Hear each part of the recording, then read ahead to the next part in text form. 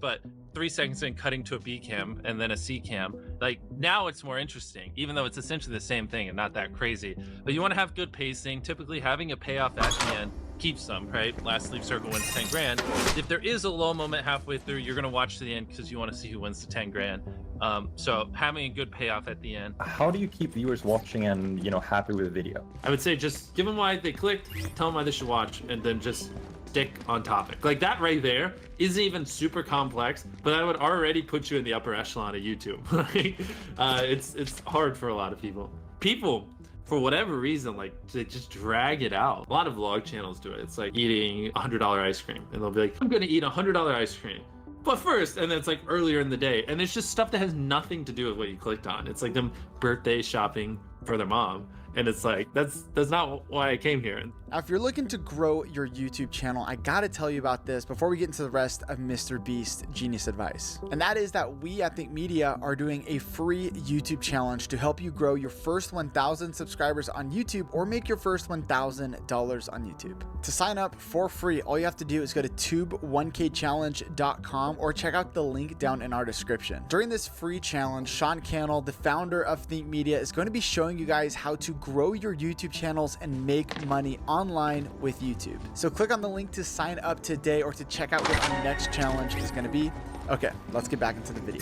What's interesting is the longer people watch something, the more likely they are to keep watching. So you don't have to try as hard in the hypothetically back half of a video as you do in the front. Like even right now, we're so deep into this where a lot of people listening are probably just going to keep listening relatively close to the end unless we just have a really boring part of this conversation because they're just in it. They're immersed.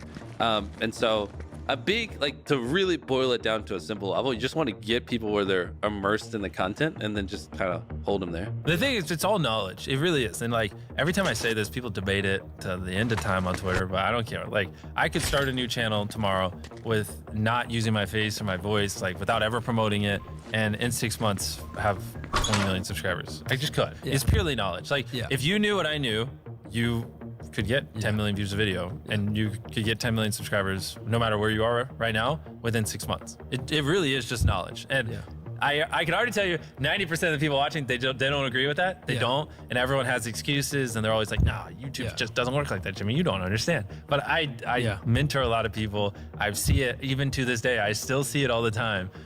It is possible. It is simply knowledge. And the second you accept that it is knowledge and you start your, for me, 10,000 day journey of learning, for you, whatever it is, if you want to be less hardcore, and like actually figuring out, you know, what makes a good video, what does my audience want, how can I elevate, and then you take that knowledge and you just assume that I will never understand what the perfect video is, and every single day I just need to be devoted to learning as much as possible and improving as much as possible, and I got to improve every video as much as I can. Then there you go. There are tons of viral ideas that people can do that don't require money. It does not require money to go viral. Like at one point, one of my most viewed videos was like spending 24 hours in a desert.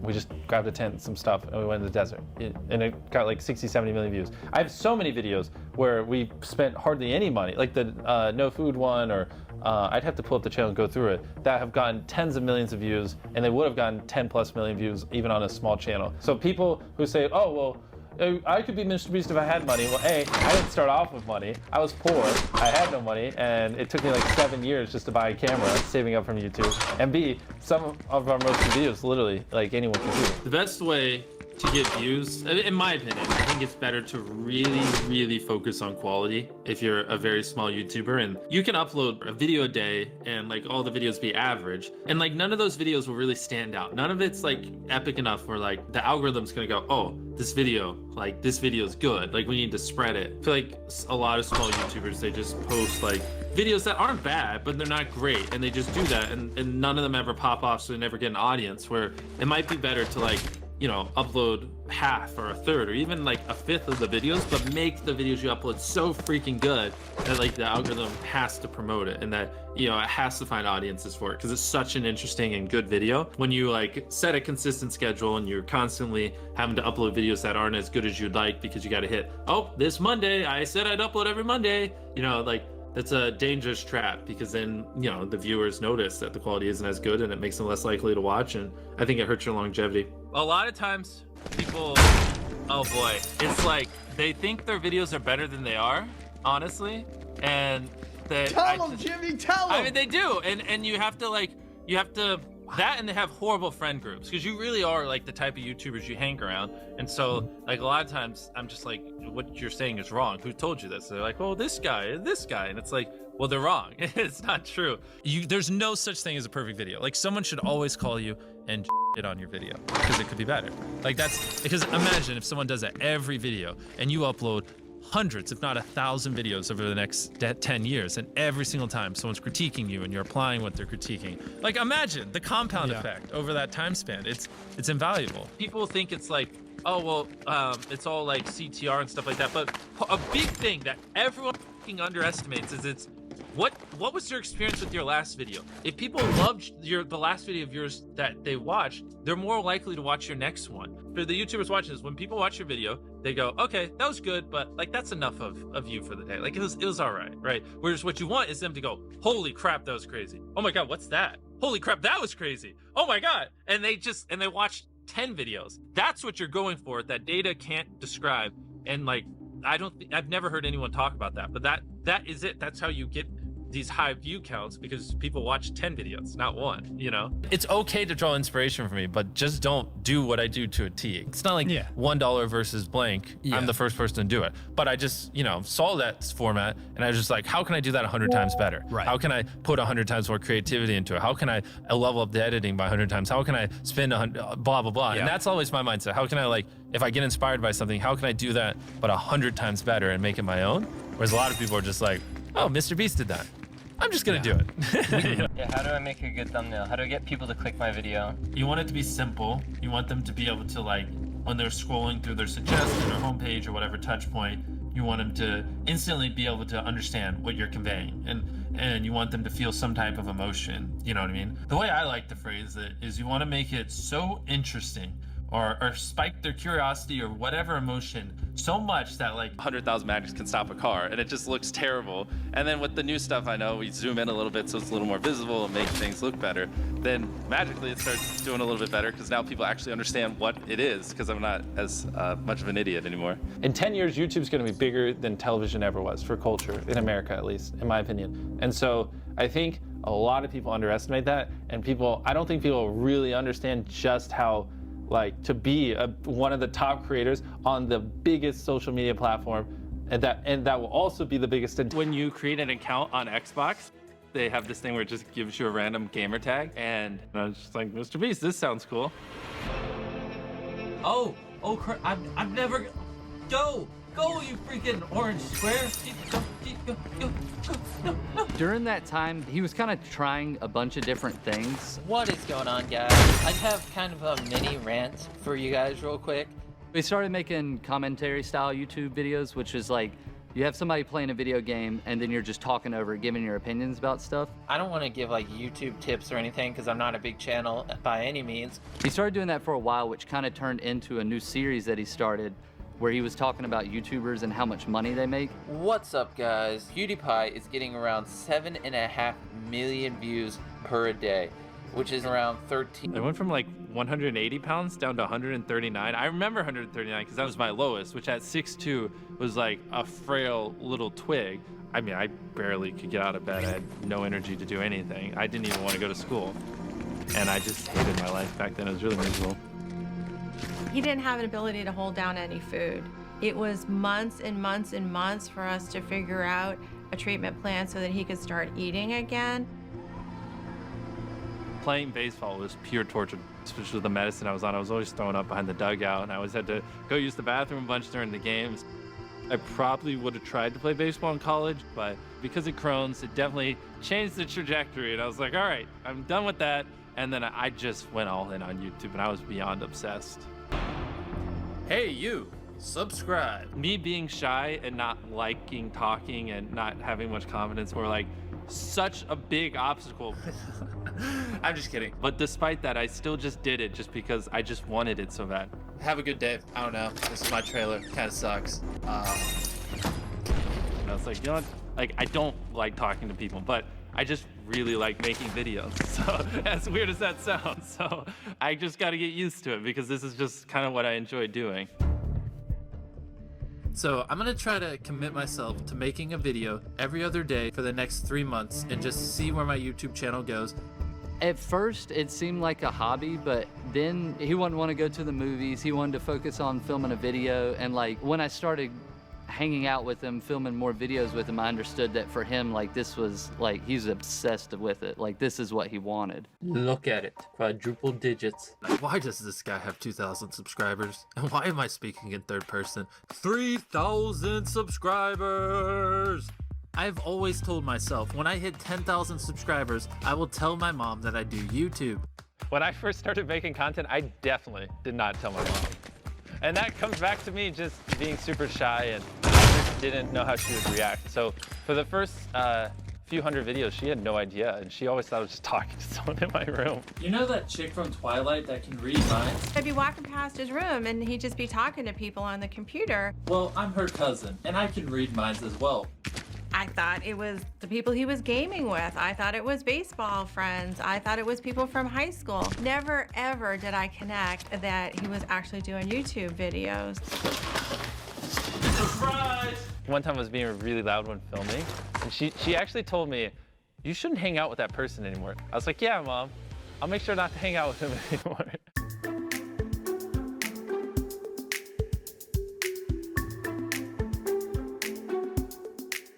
When I first started, I had this really crappy hand-me-down laptop. I think my brother got it for Christmas, and I ended up kind of just like stealing it and using it. I didn't know how to edit. I didn't know how to paste the video. I didn't know how to do anything. I basically had nothing, knew nothing, had no money, and was just like grabbing things and like, we're just gonna try to make this work. That's my keyboard. It's my mouse. That's my green screen. I'm kind of poor, so that's where I set my camera on. It was really rough back then to make content. I thought going through high school and while he was living in the house that this was just a hobby, this was just a filler of time. It was just an experiment. In the first few years, I didn't make anything on YouTube because I wasn't in the partner program. To get ads on your videos, you gotta be kind of big.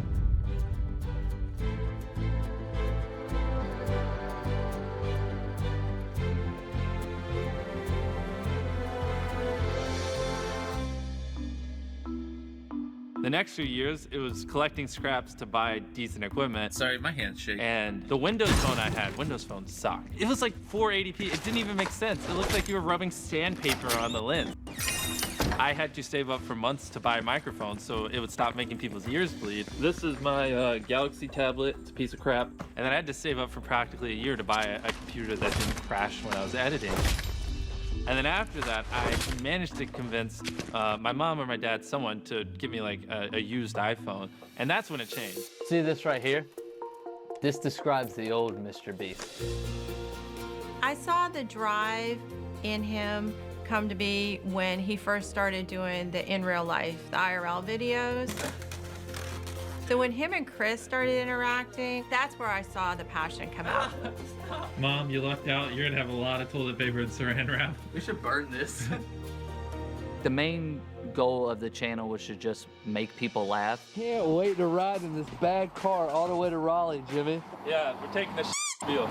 Oh, man. The original days we were doing skits and like jokes and stuff like that. You know what you need to do. And he had a couple of videos that went like pretty big for his size, but they never went viral. It was always just like he had a smaller community, like a niche community that really enjoyed them. Whoa!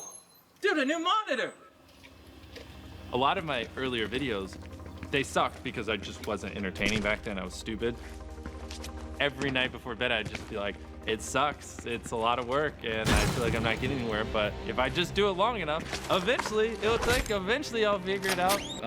As of right now, I'm enjoying YouTube. Hopefully, I don't know why I had that kind of mindset at such a young age, but it's just like, I just love it, and I just couldn't stop. It took me 75,000 views to make my first $100 off of YouTube.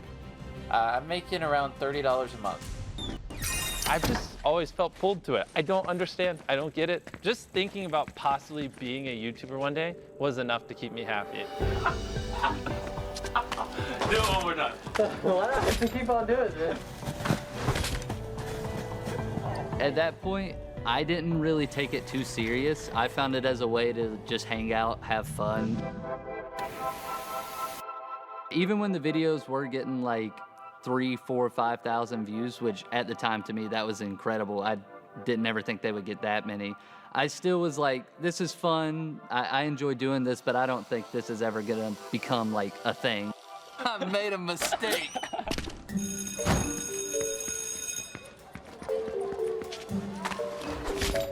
When we're in his senior year in high school, the passion about this YouTube is coming to be, the obsession with YouTube is coming to be, the drive is really starting to show a lot more. I'm a first-generation college student, so I was raised that college was really important. It was really important to my parents that I go. So it just seemed reasonable to me that Jimmy should go to college. I never wanted to go to college. My whole goal in all of high school was to never go to college. I was just like, if I can just make enough money before high school is over, I can just do this. That's where I like doubled, tripled, quadrupled down on YouTube. I'm like, oh, I'm still only making a few bucks a day. Like, we got to figure this out. I gave the ultimatum going into that fall. Jimmy, you can stay in the house if you go to school. If you don't go to school, you're gonna have to leave.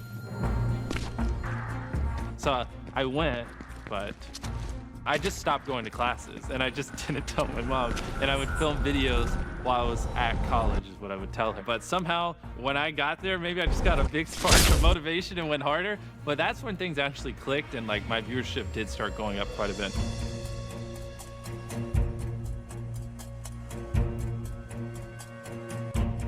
This is a table.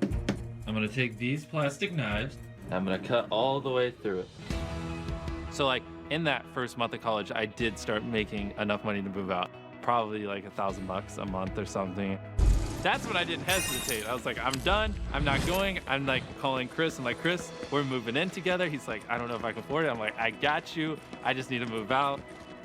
Places here aren't super expensive. Like $720 a month gets you a really nice place. And I told my mom, I was like, yeah, I haven't actually been going to college all this time. And I was like, and I'll move out next week. He left. I never paid for his rent. I never paid his utilities. I never paid his car bill. So there had to have been enough financial means going on behind here that he was already capable of taking care of himself. And this is months after he graduated from high school. So this thing's full of explosives. This is a $1,000 keyboard. From the moment I dropped out of college, that is where I just went all in. I would wake up, work on videos, and then I'd go to bed. That's where I just went hyperdrive. It's definitely where I got really weird with it. And then one day, Chris showed me this anime, and I just couldn't take a break from working to watch it. I was like, how can I make content while also watching anime? As weird as that is. I'm about to count to 100,000. To be honest, no one on YouTube has ever done something that stupid, just counting for 40 hours. Let's 1, 2, 3, 4. It garnered a ton of attention. 1001, 1002, 1003, 1004, 1005, 1006. It's one of my first like real viral videos. 76,411, 76,412, 76,414, 76,415, 76,416. And that's where it kind of clicked, like, oh, like if I do interesting things, people will watch. 100,000. What am I doing with my life? He started doing all these kind of crazy, ridiculous, like lengthy challenges that nobody had ever done. What's up, guys? Today I'm going to be reading the entire Bee movie script with a little plot twist. Every time the word Bee comes up, I'm going to say all the previous ones. And everybody was reacting to it, and so I think that gave him like a really big initial boost in the beginning.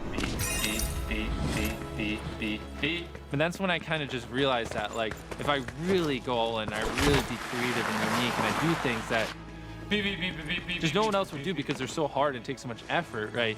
People have no choice but to watch it because it's just interesting, you know what I mean? What's up, guys? I'm gonna be watching It's Everyday Bro for 10 hours straight. After that, I watched 2 different music videos for 10 hours straight, and those did well. And then I read the dictionary.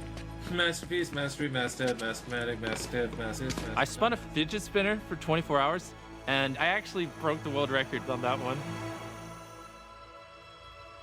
I was kind of amazed that people cared, you know what I mean? Because, like, who's watching somebody read the entire dictionary, like all that kind of stuff. But if you think about it, it's so original that you kind of just have to click on it. And I was like, wow, that's genius. Woo! It broke! We're gonna be microwaving a microwave. The moment where I knew he was gonna make it, he had an initial boost in subscribers that went from like 400 to like 750,000. And then we would see them get millions of views. And I was like, oh, this is where he's actually starting to make it. Like, it was the beginning of all of this. This is a new weekly series where I'm getting companies to sponsor my videos. 1, 2, 3. All right, so this is where things get fun. My first ever actual brand deal. Basically, this agent manager kind of guy that represents Quid called me and was like, hey, we'll give you $5,000 for a video, which was insane at the time because I make a video and I get $5 grand. 4, 5. Jimmy calls me and he's like over the moon, ecstatic. Mom, you're never gonna believe what just happened. Somebody just offered me $5,000 to put an ad on my channel. And I was like, $5,000, that's really, really great. Yeah, I turned it down. And I remember this vividly because I'm just standing in my driveway and I'm like, no, I want $10,000. And he's like, 5,000. I'm like, no, I want 10,000. I just want to walk out my front door and go give it to a homeless person. And he's like, really? 9, 10. And I'm shocked. Like, that's your great idea for your first time you're getting a brand deal? You know, he's probably gonna think you stole this money. I'm an undercover cop. Just kidding, you don't look like a cop at all. Look at those flip-flops. Jimmy called me up and he was like, hey, I need a cameraman for something I'm gonna do. And he told me to meet him at Walmart. And he showed me the envelope that had 10 grand in it. And he was like, I'm gonna give that homeless guy 10 grand and you're gonna stand here and film it. Hey. That's literally all the preparation I had for it. I'm a YouTuber. I mean, you can see the camera. And so it's a series where I just, you know, be nice and just give people some help. So if you want to take it, it's about $10,000. I'm not joking. You're right.